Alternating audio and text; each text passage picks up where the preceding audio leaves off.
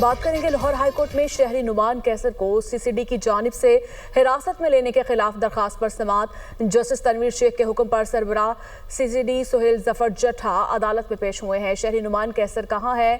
Justice Tanveer Ahmad Sheikh की जानिब से ये इस्तफसार किया गया है। मोहम्मद इशफाक हमारे साथ मौजूद हैं। इशफाक, बताइएगा क्या डिटेल्स है?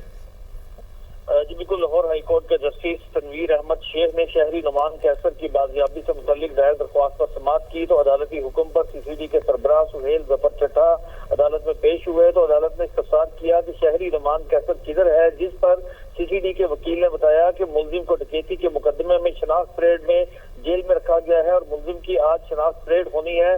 जस्टिस तनवीर ने कहा कि इस मुकदमे का मुद्दई कौन है, तो सरकारी वकील ने बताया कि मुद्दई का नाम रमीज है। जस्टिस तनवीर शेख ने कहा कि इस हवाले से 11 फरवरी को इस मुकदमे के मुद्दई हर सूरत अदालत में पेश हो।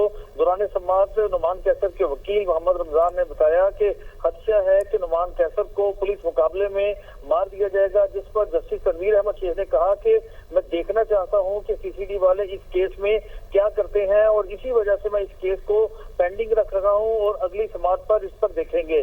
जस्टिस तनवीर अहमद शेख ने यह भी कहा कि मैं इस केस को निपटा नहीं रहा और ना ही डायरेक्शन दे रहा हूं। 11 फरवरी को मुकदमे का मुद्दई अदालत में पेश हो, जिसके बाद अदालत समाअत से मुतल्लिक हुक्म जारी करेगी।